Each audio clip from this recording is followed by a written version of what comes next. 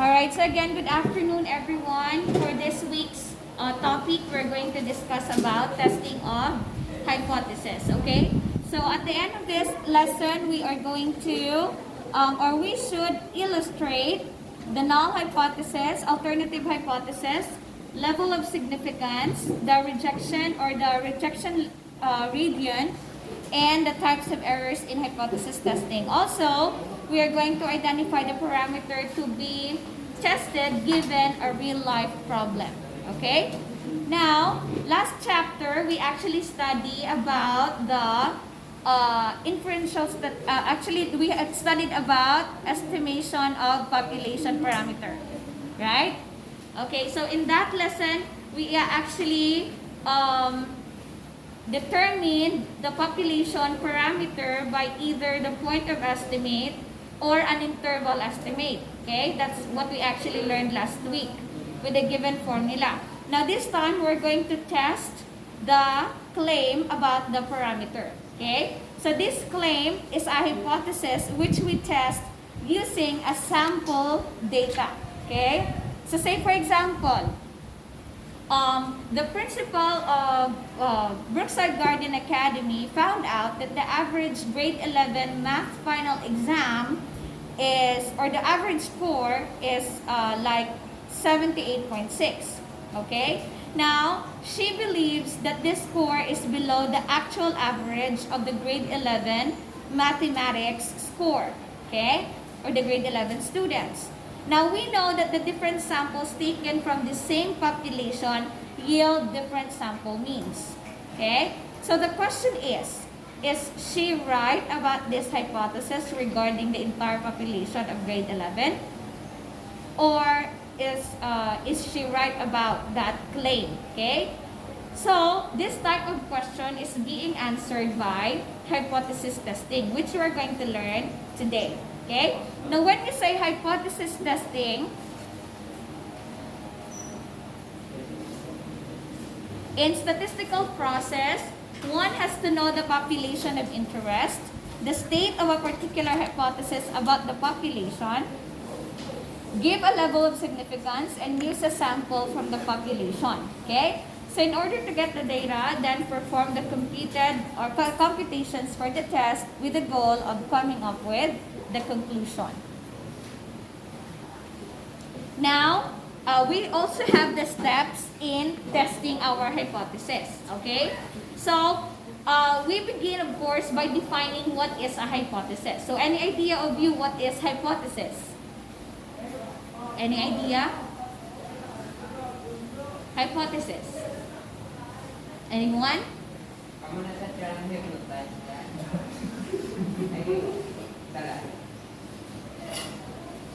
Hypothesis.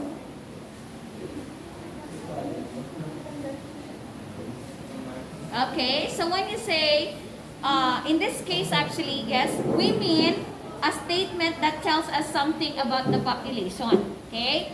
Hypothesis here, because it's statistics, it is a statement that tells something about the population of interest which may or may not be true. So, tasya, dugig kalayo ang hypnotize nga ginahambal mo. Okay?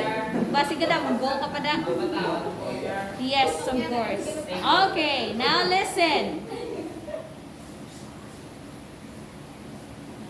A statistical hypothesis is a conjecture or a supposition. Okay? It's about the population parameter. So, this conjecture, again, may or may not be true. If you can still remember in your high school, when you are doing bala or testing hypothesis before kabay, we're giving hypothesis before we actually test it, and then we are trying to prove if it's really true or not. Okay?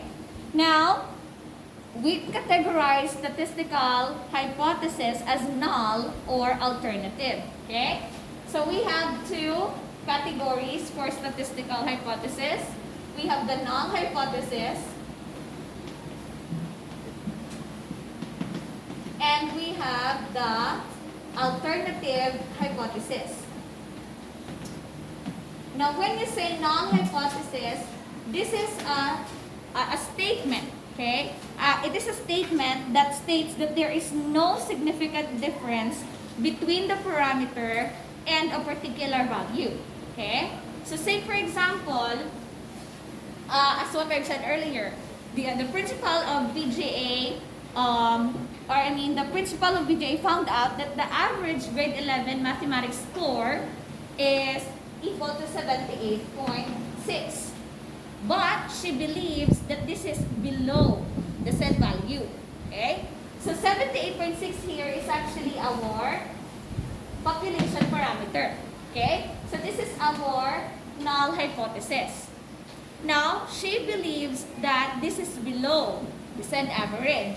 So our alternative hypothesis here will be less than 78.6. Okay? Because she thinks that that is below, okay, or lesser than the said average. So this is our null, and this is our alternative. Okay? Now, when you say null, again, as mentioned, there is no significant difference between the population parameter and the particular value. But when you say alternative, then that means there is a significant difference. Okay? So it can be that our null is not equal to our null is not equal to the particular value or the mean. Okay? So that is our that is the two categories for statistical hypothesis. Okay? Again, we have mag-H sub 0 sa gani, null na siya. Okay? Mag-H sub 1, that is alternative. Okay? Now, let us continue. So, to illustrate this, okay, example, as mentioned earlier, so H sub 1, or H sub 0 again, this is the null hypothesis. This is not equal to the particular value K. Okay? Again, when you say not equal to the particular value, it can be that the mean is greater than K, or it can be that it's less than K. So this is our alternative. Okay? Again, as mentioned, basta null siya gani, there is no significant difference. That means equal siya. Pag alternative, it can be unequal, it can be greater or lesser. Okay?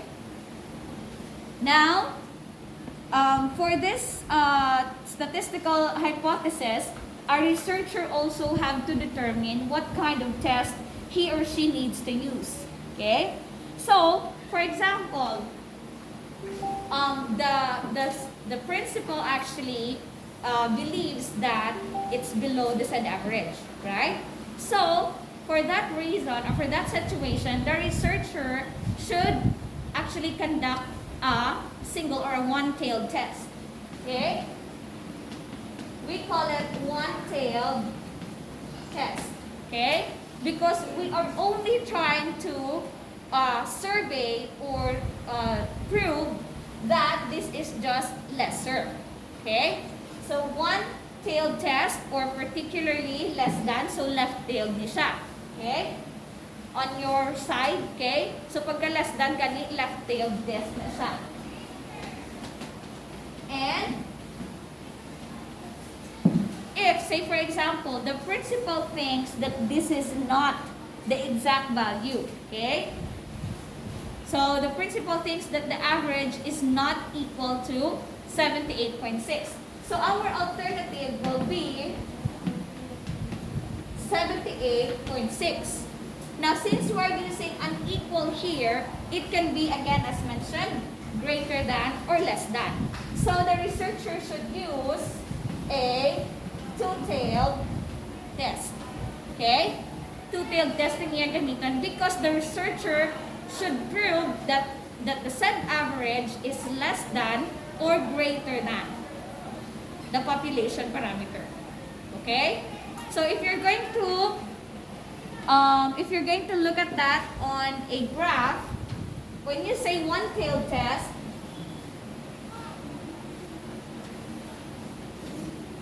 pag left-tailed siya, the rejection region is here. Okay? If two-tailed siya, this is the rejection region. This region here is the acceptance region. Okay? So if the said value falls here, that falls under the acceptance region. But if the said value na na-compute nimo falls here or here, then your hypothesis should be rejected. Okay? Now, let's actually try to determine first if the said hypothesis for null and alternative should be rejected or not. Okay? Now again, a statistical test is used from the data sample in order to make a decision about whether the null hypothesis should be rejected or not. Okay? Now we call the numerical value obtained from a statistical test as a test statistic. Now, in any hypothesis testing situation, there are 4 possibilities. Okay? So we know for a fact that the null hypothesis H sub 0 is either true or false. Okay? Right?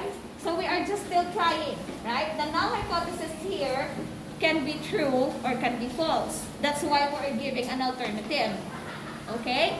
Now, we reject it or we might accept it depending on the result. Okay?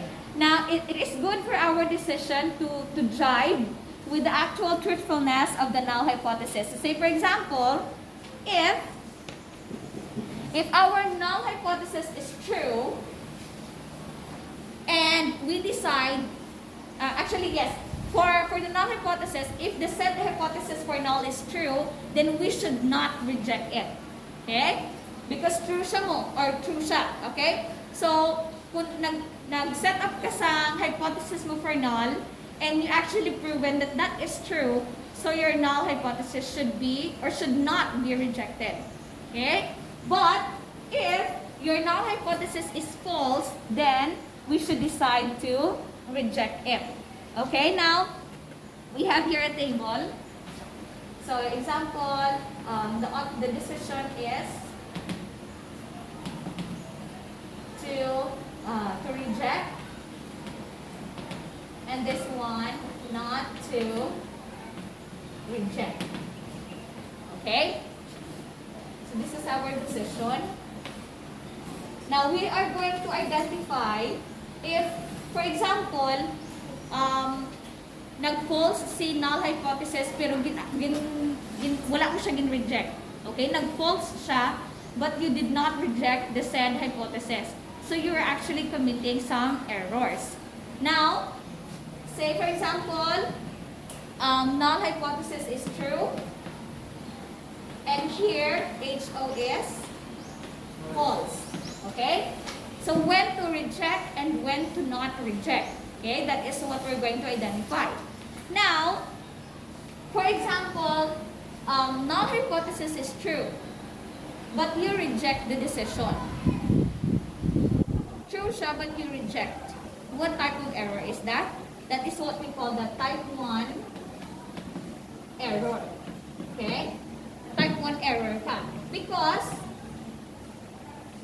the said hypothesis is true, but you decide to reject it. Okay? But if the said hypothesis is false and you reject it, then you did a correct decision. Okay? For example, si null hypothesis nag-false and nag-reject ka. So you did the correct decision. Okay? Kay false siya. Now, null hypothesis is true and you decide not to reject it. Did you commit an error? No. Okay? So that means correct ang nanging decision mo. Okay?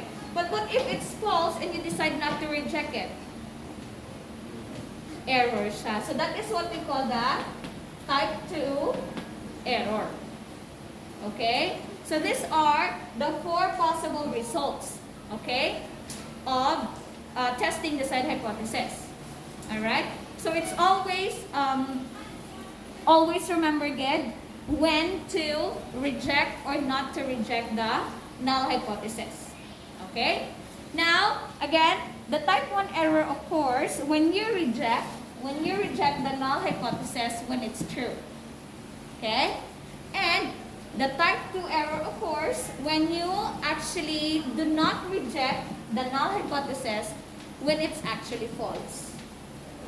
Do you follow? Okay. Now, again, let's try to have an example here. So let's consider this example.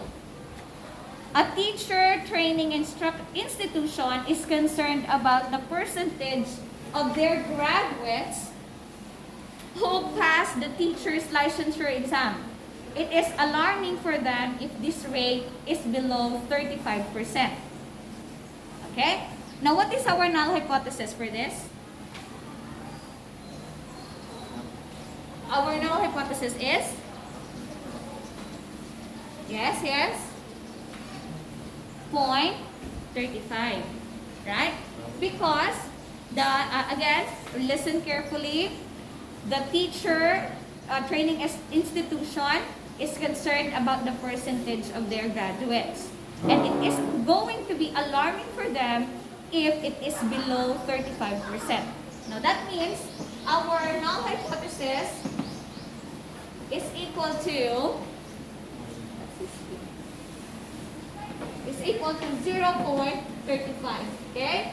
35% is equal to 0.35. Okay? Now, what is our alternative hypothesis? It is alarming for them if it is below 35%. So what is our alternative? Yes? Alternative is below 35%. Is it greater or less than? Less than 35%. Okay? Now, since again the null hypothesis is 35%, our alternative is 0.35, okay? Or below 35%. So we have here, what type of test? One-tailed, two-tailed? One-tailed. Very good. Okay? Now, given this example, now the null hypothesis H sub 0, okay, or P is equal to 0.35 indicates that the proportion of the licensure exam passers is 35% or more. A type 1 error occurs when the actual proportion is about 35% or more, but the null hypothesis H sub 0 is rejected. So example, you were able to get a value, the particular value is like 0.37 or 37%. And you decide to actually reject it, okay? So you're actually committing the type 1 error. Okay? Do you understand? Now, a type 2 error occurs when the actual proportion is less than. Okay? For example, you were able to generate a value of 0.30. So less than siya sa population parameter, but you decide to not reject the hypothesis, so you are committing the type 2 error. Okay? Alright. Now, again, you are to reject the null hypothesis when the sample statistic that you derive from the sampling distribution is unusual. When we say unusual, that is an event wherein the probability of occurrence is very small. Okay? When a statistical test is performed, an unusual event is sometimes required to have a probability of either 0.1 or less, 0.5 or less, or 0.05 or less than that, depending on the level of significance. So, last time we actually set the level of significance, right? Like 95%, 99%, something like that. Okay. So, note that since you are basing your decision from just one sample, and the results vary from sample to sample, so you can possibly commit an error, okay? You can possibly commit the type 1 or type 2 error. However, you can minimize the probability of committing the type 1 error by decreasing the value of your level of significance. Okay? Next, we actually have what we call the critical value. So what is the critical value? It is the value that separates the region from the non-critical to the critical values. Okay? So if you can see here on our graph, okay? So we have here this is the graph of sample, okay, sa inyong hypothesis testing. Now we have here a value created which separates the critical to non-critical region. The shaded part is the critical region, and then the non-shaded part is the acceptance, okay, or the non-critical. Okay? Now, when we say critical region, of course, that is the acceptance region. The rejection region. Okay? From the word critical, that means it's a value that more likely to be rejected. It is the range of values of the test value that indicates that there is a significant difference between the actual value and the population parameter. When you say non-critical, of course, from the word itself, it is a critical, so it can be accepted, most likely to be accepted. Alright? It is the range of values of the test that indicates that the difference was probably due to chance. Okay? So, as you can see here, the position of the critical values, okay, the shaded part of the critical values or the critical values here depending on what type of test are you using. So we have two critical values, one is positive, one is negative if you are conducting a two-tailed test. Okay? So it's named two-tailed because as you can see it looks like a tail for that kind of graph. Okay? So two-tailed siya gani. There are two significant or critical values. Okay? One is positive, one is negative. But if you're conducting one-tailed test, so most likely if you are conducting the left tail, normally the critical values falls on the left side. Okay? All of the other values from that part going to the right side are all acceptance values or accepted values. Okay? But if you're conducting the right tail test, so the values here should be, the critical values should be on the right side. From that part going to the left, all of those are values that we can accept. Okay? Nag-follow sa types of graphs? Okay. Now, in a two-tailed test, the null hypothesis should be rejected when the test value is in either of the two critical regions. Okay? The alternative hypothesis associated with this test has the inequality sign. Okay? As mentioned, if it's two-tailed, inequality. Two-tailed na siya. Because this indicates that the said value is either greater or less than. Okay? Now, if the said value is one-tailed or left-tailed test, we are using this symbol, less than. If it's a right-tailed test, we're using greater than. Okay? Now, I actually presented a table there in your module, so you can also check on that graphically. Okay? Now, again, remember in the steps of testing hypothesis, first, you have to identify the null and the alternative hypothesis. Second, you have to decide the level of significance and the test method, which includes both the test statistic and the sampling distribution. Third, you have to compute the test statistic and make the decision. So it's either you reject or not to reject the null. And the fourth one is you have to interpret the results. Do you have any questions? Okay, so thank you very much.